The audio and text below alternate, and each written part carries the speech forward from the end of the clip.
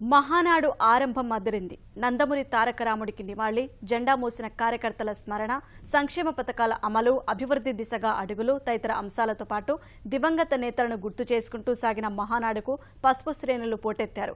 గతాన్ని సమీక్షించుకుంటూ భవిష్యత్తుకు ప్రణాళికలు రచిస్తూ జరిగిన ఈ కార్యక్రమంలో అధినేత చంద్రబాబు సొంత కుటుంబం కంటే కార్యకర్తలే తనకు ఎక్కువని తెలిపారు. దేశ రాష్ట్ర ప్రయోజనాల కోసమే భాజపాతో పొత్తు కొనసాగుతోందని స్పష్టం చేశారు. ఏ గ్రామానికి వెళ్లినా 180% ఓట్లు సైకిల్కే పడాలని శ్రేణుల్లో ఉత్సాహం నింపారు.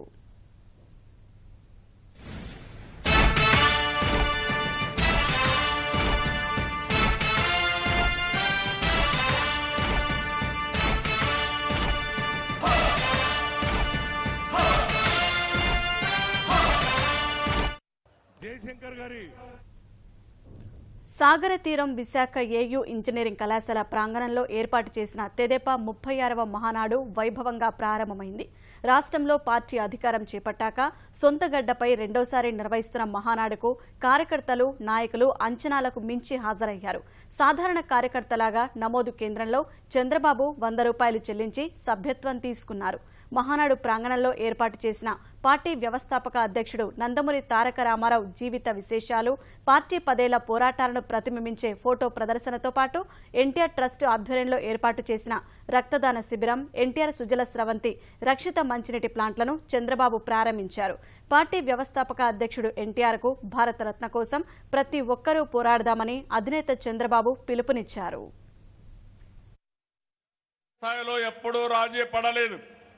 కాంగ్రెస్ వల్ల నష్టం వచ్చిందని, దేశం నష్టపోతుందని రాజీ లేని పోరాటం చేసిన వ్యక్తి ఎన్టీ రామారావు గారు.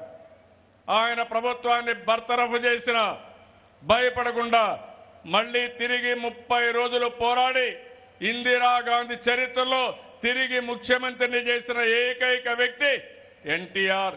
ఏకైక పార్టీ మళ్లీ ప్రభుత్వాన్ని ఏర్పాటు చేసింది తెలుగుదేశం పార్టీ.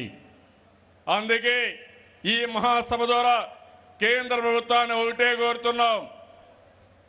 ఈరోజు ఆంధ్రప్రదేశ్లో, తెలంగాణలో, ప్రపంచంలో ఉండే తెలుగు వారందరూ గుర్తుపెట్టుకునే వ్యక్తి ఎన్టీఆర్. ఆయన మన ముందర లేడు గాని ఆయనకు సముచితమైన గౌరవం ఇవ్వాలి. అందుకే ఈరోజు భారతరత్న ఎన్టీ రామారావు గారికి ఇవ్వాల్సిందిగా ఈ మహాసభ ఏకగ్రీవంగా తీర్మానించాల్సిన అవసరం ఉంది. అదే అలాంటి మహనీయుడికి మనందరం ఇచ్చే నివాళి.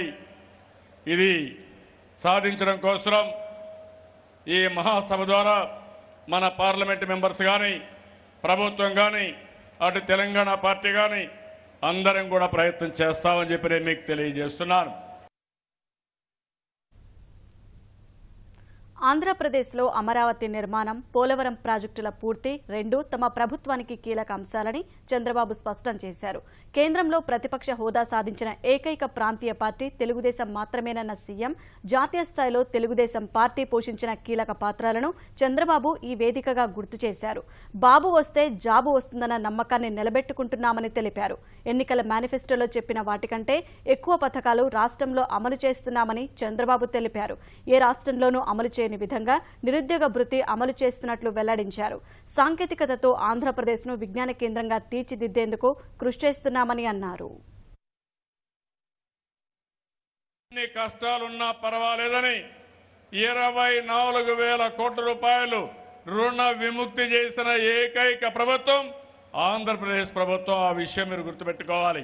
డాక్రా సంఘాలకి ఒక్కొక్క మెంబర్కి 10,000 రూపాయలు చొప్పున ఇచ్చిన ఏకైక ప్రభుత్వం భారతదేశంలో ఒక్క తెలుగుదేశం ప్రభుత్వమే. 1,000 రూపాయలు, 1,500 రూపాయలు పింఛనిచ్చే ఏకైక ప్రభుత్వం మన ఆంధ్రప్రదేశ్ ప్రభుత్వం. బీమా పథకాన్ని తీసుకొచ్చాం. ఎవరైనా చనిపోతే 5 లక్షలు, ఎవరైనా పూర్తిగా వికలాంగులైతే 5 లక్షలు. అదే మరి పిల్లల చదువు కోసం పేదవాళ్లకు 1,200 రూపాయలు చొప్పున సంవత్సరానికి ఆర్థిక సహాయం చేస్తున్నాం.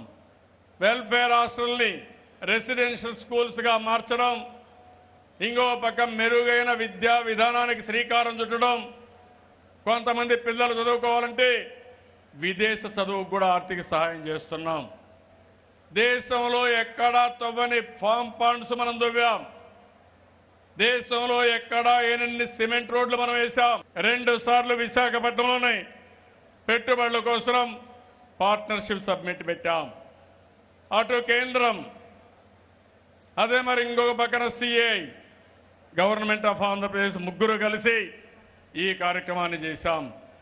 1692 ఎంఓయూలు చేశాం. 15,75,000 కోట్ల రూపాయలు విలువ చేసి పెట్టుబడుల కోసం శ్రీకారం చుట్టాం. ఇవి పూర్తిగా చేయగలిగితే 30 లక్షల మందికి ఉద్యోగాలు వచ్చే అవకాశం ఉంది.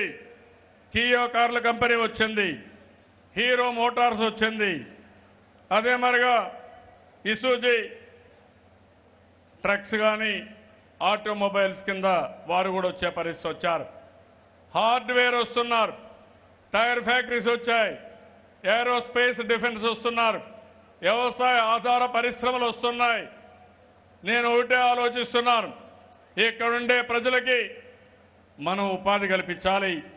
నా మీద ఒక నమ్మకం పెట్టుకున్నారు, ఒక స్లోగన్ కూడా ఇచ్చారు, చంద్రబాబు నాయుడు వస్తే ఉద్యోగాలు వస్తాయి, దానికి మేమందరం సహకరిస్తామని సహకరించారు.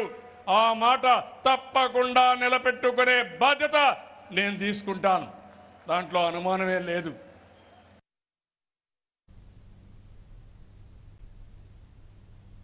కాంగ్రెస్ వైకాపాలు రెండూ ఒక్కటేనని, కలిసి కుట్ర రాజకీయాలు చేస్తున్నాయని చంద్రబాబు ఆరోపించారు. కష్టాల్లో ఉన్న రాష్ట్రానికి సహకరించకుండా ప్రతి దానికి అడ్డుపడుతున్నారని దుయ్యబట్టారు. పట్టిసీమ రాజధాని నిర్మాణాలను అడ్డుకునే యత్నం చేశారని ఆక్షేపించారు. ప్రజలను రెచ్చగొట్టి పబ్బం గడుపుకునే రీతిలో వ్యవహరిస్తున్న పార్టీల కుట్రల్ని సమర్థంగా తిప్పికొట్టాలని పిలుపునిచ్చారు. భవిష్యత్తులోనూ ఇక మనుగడ సాధించలేని సుస్థితిలో కాంగ్రెస్ ఉందని దుయ్యబట్టారు. తెలంగాణలోనూ తెలుగుదేశం పార్టీ గట్టిగా పోరాడుతోందని చంద్రబాబు కితాబిచ్చారు. పెద్ద ఎత్తున చేస్తున్న ప్రజాపోరు, రైతు పోరుబాటకు ప్రజల నుంచి మద్దతు లభిస్తోందని, తన తరపున పూర్తి సహకారం ఉంటుందని స్పష్టం చేశారు.